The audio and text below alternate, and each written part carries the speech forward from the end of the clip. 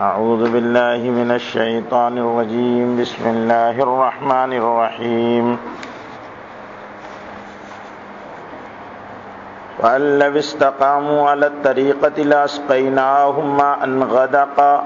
لنفتنهم فيه ومن يعرض عن ذكر ربه يسلكه عذابا صعدا أن المساجد لله فلا تدعوا مع الله أحدا وأنه لما قام عبد الله يدعوه كادوا يكونون عليه لبدا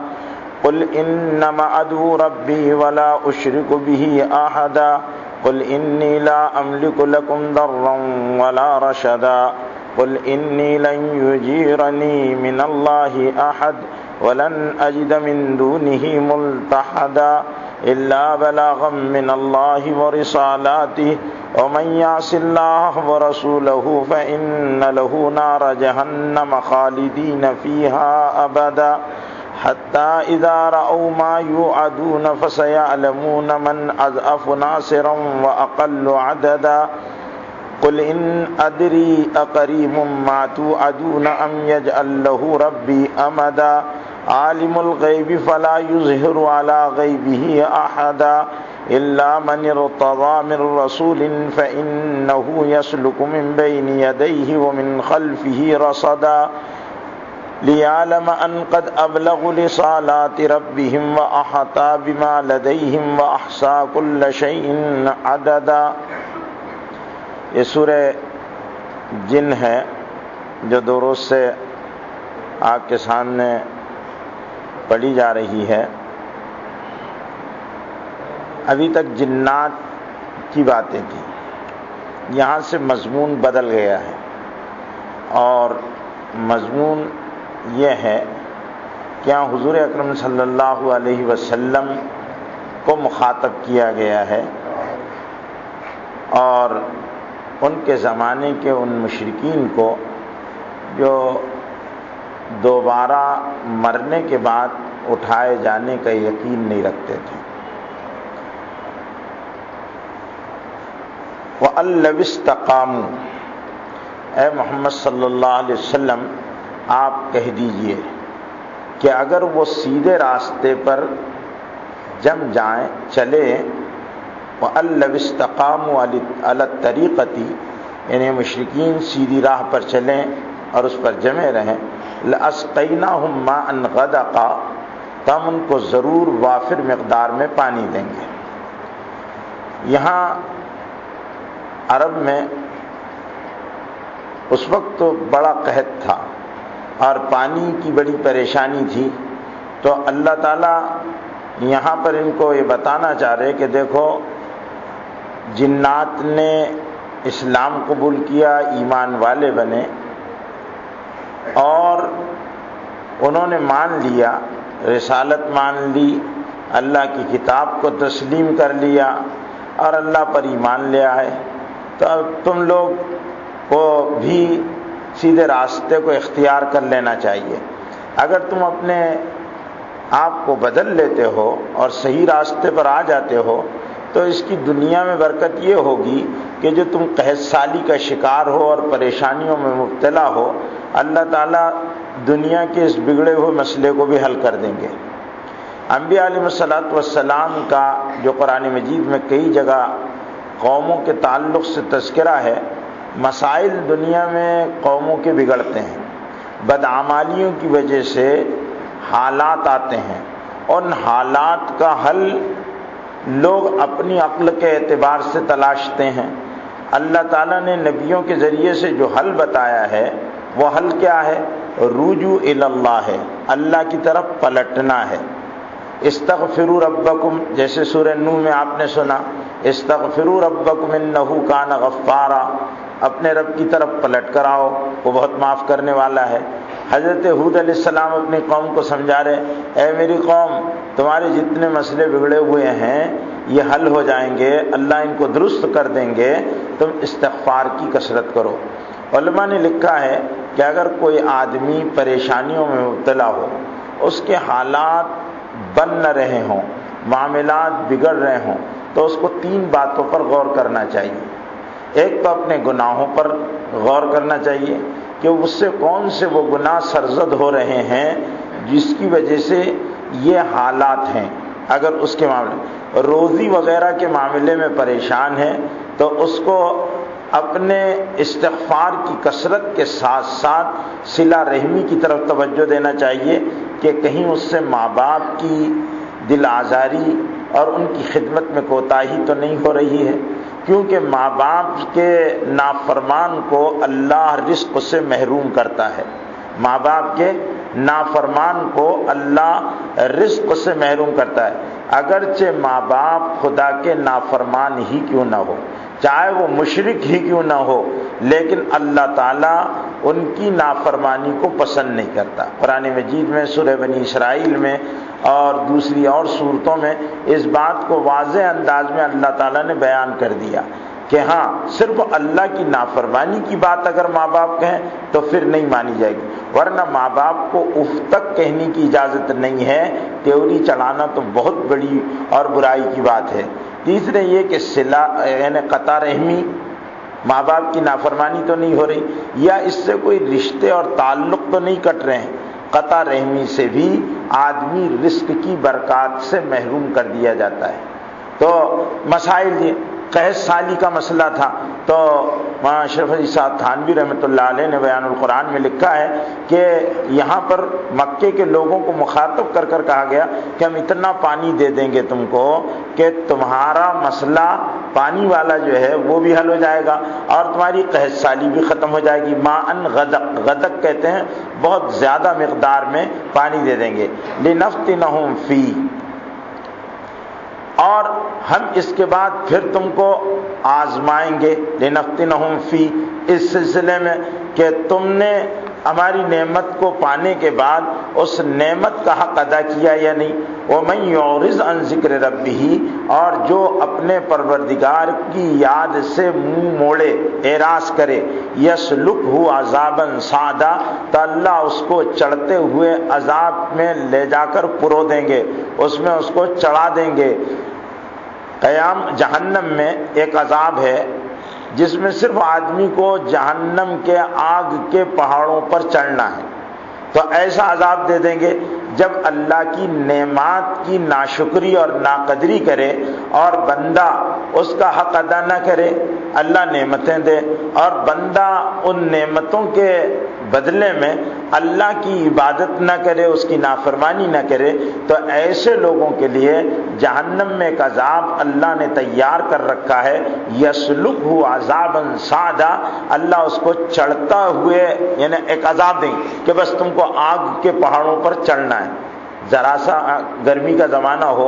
اور آپ چلچلاتی ہوئی دھوپ میں ننگے قدم اگر فرش پر نکل جائیں تو نانی دادی سب یاد آ جاتی ہے، عذاب کے پہاڑ ہوں، آگ کے پہاڑ ہوں اور ان پر چلایا جائے گا، کتنا کٹھن اور سخت مرحلہ ہوگا۔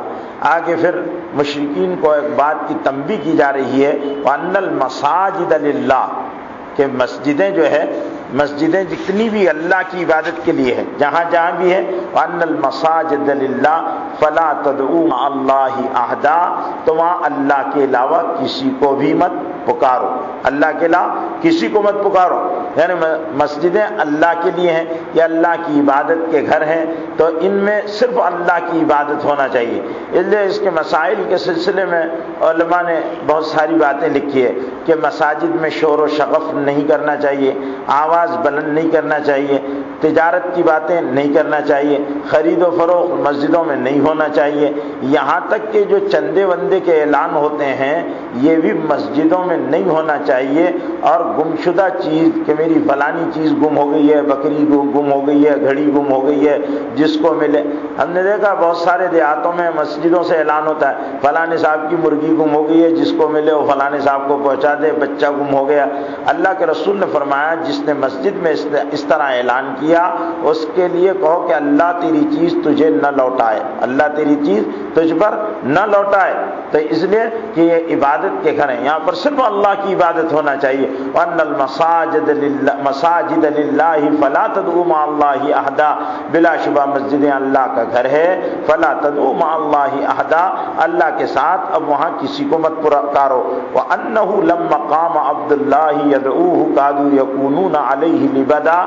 اب یہاں حضور صلی اللہ علیہ وسلم کا حال بیان کیا جا رہا ہے۔ عبداللہ سے مراد اللہ کے رسول صلی اللہ علیہ وسلم ہے کہ جب عبداللہ یعنی اللہ کے نبی محمد صلی اللہ علیہ وسلم عبادت کرنے، اس کی عبادت، یدعوہ اللہ کی عبادت کے لیے کھڑے ہوتے ہیں، کادو یکونون علیہ لبدا، تو وہ آپ پر دوڑ پڑتے ہیں، کادو یکونون علیہ لبدا، آپ کو گھیرے میں لے لیتے ہیں، آپ کو گھیرے میں لے لیتے ہیں۔ اب یہاں گھیرے میں لینے کے دو مفہوم مفسرین نے لکھے ہیں۔ ایک تو یہ ہے کہ قرآن سننے کے لیے جنات کے ٹھٹ اور جماعتوں کی جماعتیں حضور صلی اللہ علیہ وسلم کے پاس آ کر کھڑی ہو جایا کرتی تھی، اور ان کا اتنا ازدحام ہو جاتا تھا اللہ کے رسول صلی اللہ علیہ وسلم سے قرآن سننے کے سلسلے میں، تو اس کو بیان کیا۔ اور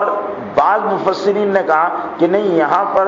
مشرکین مکہ مراد ہے کہ آج صلی اللہ علیہ وسلم جب قرآن پڑھنے کے لیے کھڑے ہوتے تھے تو یہ آپ کے ارد گرد کھڑے ہو جایا کرتے تھے، اور آج صلی اللہ علیہ وسلم کا مذاق اڑایا کرتے تھے، اور طرح طرح کی ہلکی اوچھی حرکتیں کیا کرتے تھے، کھنکارنا، تالیاں بجانا، آوازیں کسنا، شرارت کرنا، یہ سب کیا کرتے تھے۔ وَيَكُونُونَ عَلَيْهِ لِبَدًا قُلْ إِنَّمَا أَدْعُو رَبِّي وَلَا أُشْرِكُ بِهِ أَحَدًا، اے محمد صلی اللہ علیہ وسلم آپ کہہ دیجئے کہ میں اپنے رب کو پکارتا ہوں، اپنے رب کی عبادت کرتا ہوں، وَلَا أُشْرِكُ بِهِ أَحَدًا، اور میں اس کے ساتھ کسی کو شریک نہیں ٹھہراتا۔ نبی کا اسوہ یہی ہوتا ہے کہ اللہ کے ساتھ ادنا قسم کی شرکت کو گوارا نہیں کرتا۔ قُلْ إِنِّي لَا أَمْلِكُ لَكُمْ ضَرًّا وَلَا رَشَدًا، اور اے نبی پاک صلی اللہ علیہ وسلم آپ کہہ دیجئے کہ میں نہیں مالک ہوں تمہارے لیے کسی بھی قسم کے نقصان کا اور نہ کسی قسم کی بھلائی کا، نہ میں تم کو نقصان پہنچا سکتا ہوں اور نہ بھلائی پہنچا سکتا ہوں سوائے اللہ کے۔ اللہ چاہیں تو بھلائی پہنچے، اللہ چاہے تو نقصان پہنچے۔ قُلْ إِنِّي لَن يُجِيرَنِي مِنَ اللَّهِ أَحَدٌ، اور آپ یہ بھی کہہ دیجئے کہ مجھے اللہ سے کوئی بچا نہیں سکتا، اگر اللہ میری پکڑ کر لے تو کوئی مجھے اللہ سے بچا نہیں سکتا۔ وَلَنْ أَجِدُ مِن دُونِ اللَّهِ مُلْتَحَدًا، اور ہرگز میں بھی اللہ کے علاوہ کوئی پناہ نہیں پا سکتا، کوئی اپنے آپ کو بچانے کی جگہ سوائے اللہ کے نہیں پا سکتا۔ یہ نبی کا ایمان ہوتا ہے۔ إِلَّا بَلَاغًا مِّنَ اللَّهِ وَرِسَالَاتِهِ، میرا کام صرف اتنا ہے کہ اللہ کی طرف سے بات کو پہنچا دینا اور اس کی رسالت کو پہنچا دینا۔ وَمَن يَعْصِ اللَّهَ وَرَسُولَهُ، اور جو نافرمانی کرے اللہ کی اور اس کے رسول کی، فَإِنَّ لَهُ نَارَ جَهَنَّمَ خَالِدِينَ فِيهَا أَبَدًا، تو بلا شبہ اس کے لیے جہنم کی آگ ہے جس میں وہ ہمیشہ ہمیش رہے گا۔ خالدین فیہا ابدا، خالدین کے ساتھ ابدا کو بطور صفت کے لا کر یہ بتا دیا کہ یہ عذاب جہنم کا ہمیشگی والا ہوگا۔ ایسا نہیں کہ تھوڑی دیر نکال دیا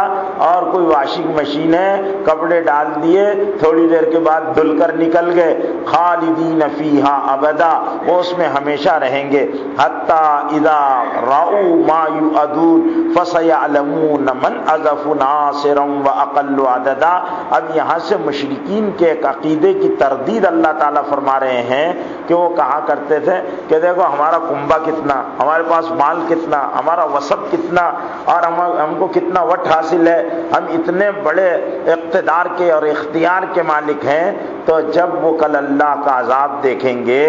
اور ان کے بدن کے کپڑے بھی اتار لیے جائیں گے، ننگے پنگے ہوں گے، تو جب وہ دیکھ لیں گے تو اس وقت ان کو پتہ چلے گا کہ من اضعف ناصرا، مدد کے اعتبار سے سب سے زیادہ کمزور کون اور عدد کے اعتبار سے سب سے زیادہ کمزور کون تھا۔ آج تو دنیا میں بہت شیخی بگار رہے ہیں، لیکن وہاں اکیلے چھڑے چھاٹ رہ جائیں گے، حتی اذا رأوا ما یوعدون، یہاں تک کہ وہ جب دیکھیں گے اس چیز کو جس کا ان سے وعدہ کیا جا رہا ہے، یعنی نافرمانی پر اللہ کے عذاب کا جو ان سے کہا جا رہا کہ اللہ کا عذاب آئے گا، فَسَيَعْلَمُونَ، تو وہ عنقریب جان لیں گے، من اضعف ناصرا، کہ مدد کرنے کے اعتبار سے سب سے زیادہ کمزور کون تھا۔ تمہارے معبود تمہاری مدد نہیں کر سکیں گے، اب بلاؤ اپنے معبودوں کو، بلاؤ ہبل کو، بلاؤ لات کو، بلاؤ منات کو، بلاؤ عزا کو، آواز دو ان کو کہ آؤ ہماری مدد کرو۔ اضعف ناصرا، مدد کے اعتبار سے سب سے زیادہ کمزور، واقل عددا، دنیا میں تم بولتے تھے ہماری بہت زیادہ میجارٹی ہے، اب بلا لو اپنی میجارٹی کو، اقل عددا، تو وہ تمہاری تعداد بھی سب سے زیادہ کم رہ جائے گی، کیونکہ آدمی اکیلا اکیلا رہ جائے گا، کوئی مدد کے لیے نہیں آئے گا۔ قل ان ادری اقریب ما توعدون ام یجعل لہ ربی امدا، آپ یہ بھی کہہ دو کہ میں نہیں جانتا، ان ادری اقریب، کہ کیا وہ چیز قریب ہے جس کا تم سے وعدہ کیا جا رہا ہے، یا میرے رب نے اس کے لیے کوئی مدت طے کر رکھی ہے۔ یعنی جس عذاب کا ذکر ہے تو یہ کہا کرتے تھے اچھا بھائی تم عذاب کہتے نا، عذاب آئے گا عذاب آئے گا تو لے کر آؤ، تو اللہ کے رسول کو کہا جا رہا آپ کہہ دیجئے کہ وہ عذاب جس کے بارے میں تم سے وعدہ کیا گیا ہے وہ قریب بھی ہے، یا اللہ نے کوئی مقرر طے کر لیا، میں اس کے بارے میں کوئی قطعی بات نہیں بتا سکتا، وہ تو اللہ ہی جانے، اللہ کے کام اللہ ہی جانے کب عذاب ان کو بھیجنا ہے اور کب ان کو تو ڈھیل دیتے ہیں، کب رسی ان کے ہاتھ میں جب چاہتے ہیں کھینچ لیتے ہیں۔ عالم الغیب، وہ غیب کے جاننے والے ہیں، فلا یظہر علی غیبہ احدا، اور ان کے بھید پر کوئی واقف نہیں ہو سکتا، اللہ کی باتوں کو اللہ جانے، ان کے بھید کوئی نہیں جان سکتا۔ الا من ارتضی من رسول فانہ یسلک من بین یدیہ ومن خلفہ رصدا، البتہ اللہ جس کو اپنا رسول بنانے کے لیے پسند کر لیتے ہیں، فان یسلکہ من بین یدیہ، تو اللہ اس کے پیچھے ایک حفاظت کا نظام فرشتوں کے ذریعے سے چلا دیتے ہیں، آگے اور پیچھے جو اس کی حفاظت کرتے رہتے ہیں۔ یعنی جب وحی آتی ہے تو شیطان اس وحی میں اپنی باتیں داخل نہ کر دیں، اس کے لیے اللہ تعالیٰ نبی سے شیطان کو دور کر دیتے ہیں۔ اس لیے حدیث میں آتا ہے کہ اللہ نے ہر انسان کے ساتھ ایک شیطان پیدا کیا ہے، لیکن میرا شیطان میرا فرما بردار ہے، وہ میرے خلاف نہیں کرتا، تو یعنی تابع ہو گیا۔ ایک روایت محدثین نے اس کے معنی تو یہ ہے کہ وہ مجھے اس سے محفوظ کر دیا گیا ہے، اس کا زور مجھ پر نہیں چلتا، اور ایک روایت یہ ہے کہ اس کو اسلام دے دیا گیا ہے، لیکن چونکہ شیاطین سے نے اناد کا راستہ اختیار کیا ہے، اس لیے شیاطین جو شیطان کا کنبہ ہے ان کے اسلام کے بارے میں لوگوں میں اختلاف رائے ہے، اس لیے یہی معنی کہ رسول اللہ صلی اللہ علیہ وسلم پر شیطان کا بس نہیں چلتا اور وہ آپ کو نہیں، تو وہی میں گڑبڑ نہیں۔ دوسرے معنی یہ کہ جب ہم نے آپ کو نبوت کے لیے چنا ہے تو شیاطین سے اور دوسری مخلوقات کے شر سے حفاظت کرنا ہماری ذمہ داری ہے، ہم نے آپ کی فرشتوں کے ذریعے سے ڈیوٹیاں لگا دی ہے۔ صحابہ کرام حضور صلی اللہ علیہ وسلم کے مدینے میں ہجرت کے بعد حضور صلی اللہ علیہ وسلم کی حفاظت کے بارے میں بڑے فکر مند تھے اور آپ صلی اللہ علیہ وسلم پر پہرا دیا کرتے تھے۔ ایک رات وحی آئی، اللہ نے کہا کہ اے نبی آپ ان لوگوں کہ ہم آپ کی حفاظت کرنے والے ہیں، آپ ان لوگوں کو جو پہرا دیتے ہیں ان کو روانہ کر دیجئے۔ حضور صلی اللہ علیہ وسلم نے حجر مبارک سے جو صحابہ پہرے پر تھے ان کو روانہ کر دیا کہ نہیں میری حفاظت اللہ پہلے بھی یہ یقین تھا کہ اللہ حفاظت کرتے ہیں، صحابہ کرام اپنے طور پر حفاظتی اقدامات کر رہے تھے کہ کہیں اللہ کے رسول صلی اللہ علیہ وسلم کو یہودیوں سے غضب نہ پہنچ جائے اور مشرکین اور منافقین کوئی تکلیف اور دکھ نہ پہنچائے، تو اس کے لیے وہ احتیاط کرتے تھے۔ اللہ نے کہا کہ تمہارا کام نہیں ہے، ہم نمٹ لیں گے، اور کوئی بھی اس طرح کی حرکت ہوئی تو اس کے لیے ہم کافی ہیں۔ لِيَعْلَمَ أَنْ قَدْ أَبْلَغُوا رِسَالَاتِ رَبِّهِمْ وَأَحْصَىٰ بِمَا لَدَيْهِمْ وَأَحْصَىٰ كُلَّ شَيْءٍ عَدَدًا، تاکہ اللہ یہ جان لے کہ اس نے یعنی نبی نے اپنے رب کے پیغامات کو پہنچا دیا، وَأَحْصَىٰ بِمَا لَدَيْهِمْ، اور جو ان کو دیا گیا ہے نبی کو وہ اس کی باقاعدہ حفاظت اور ذمہ داری حفاظت کی جاتی رہے۔ وَأَحْصَىٰ كُلَّ شَيْءٍ عَدَدًا، اور اللہ نے ہر چیز کی گنتی کر رکھی ہے، ہر چیز کی گنتی کر رکھی ہے، ہر چیز کو اللہ نے شمار کر رکھا ہے۔ اس کے بعد تمام نظام کے ساتھ اور پورے انتظام کے ساتھ پورا سسٹم چلتا ہے، ایسا الٹپ اللہ کا نظام نہیں چلتا۔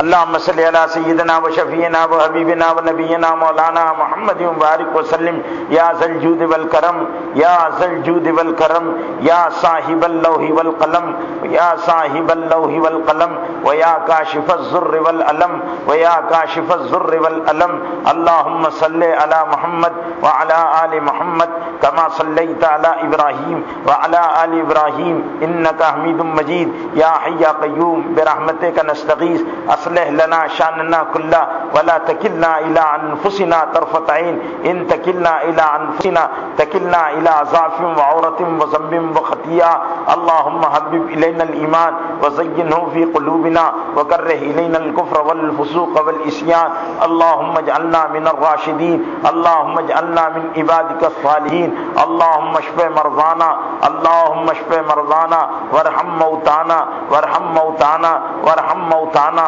اللهم توفنا مسلمین والحقنا بالصالحین، اللهم توفنا مسلمین والحقنا بالصالحین۔ اللهم انک عفو کریم تحب العفو فاعف عنا یا کریم، اللهم انک عفو کریم تحب العفو فاعف عنا یا کریم۔ رب اغفر وارحم وتجاوز عما تعلم انک انت الاعز الاکرم۔ ربنا آتنا فی الدنیا حسنہ وفی الآخرۃ حسنہ وقنا عذاب النار۔ اے اللہ ہمارے گناہوں کو معاف فرما دے، ہماری خطاؤں سے درگزر فرما۔ اے اللہ عفو کا، عافیت کا، سہولت کا، یسر کا معاملہ فرما۔ اے اللہ ہر غیر پر سے یقین کو ہٹا کر ایک تیری ذات عالی کا یقین نصیب فرما دے۔ اے اللہ اپنے خزانے قدرت سے اے اللہ ہمیں تمام قسم کی بھلائیاں عطا فرما۔ اے اللہ ہر طرح کے شرور سے ہماری حفاظت فرما۔ اے اللہ ہمارے بیماروں کو صحت عطا فرما۔ اے اللہ خاص طور سے وامق بھائی جن کا کل آپریشن ہونے والا ہے، اے اللہ ان کو صحت کاملہ دائمہ عطا فرما، ان کے ہونے والے آپریشن کو کامیاب فرما دے۔ اے اللہ ان کے آپریشن کو کامیاب فرما دے۔ اے اللہ ہر طرح کی رکاوٹوں پریشانیوں کو دور فرما دے۔ اے اللہ دین دنیا کی عزتیں عطا فرما، تیری رضا نصیب فرما، تیرے نبی پاک صلی اللہ علیہ وسلم کی شفاعت کا ہمیں حقدار بنا دے۔ اے اللہ اول والا میں جنت نصیب فرما، عذاب قبر سے بچا، دجالی فتنوں سے بچا، سازشوں سے بچا۔ اے اللہ حاسدوں سے بچا۔ اے اللہ ہر برائی سے جس سے تیرے نبی نے پناہ مانگی ہم تیری پناہ چاہتے ہیں، ہماری حفاظت فرما۔ ہر وہ خیر جس کو تیرے نبی پاک صلی اللہ علیہ وسلم نے تجھ سے مانگا، اے اللہ ہم اس کے سوالی ہیں، ہمیں عطا فرما۔ ربنا تقبل منا انک انت السمیع العلیم وتب علینا انک انت التواب الرحیم۔ وصلی اللہ تعالی علی النبی الامی الکریم وعلی آلہ وصحبہ اجمعین برحمتک یا ارحم الراحمین۔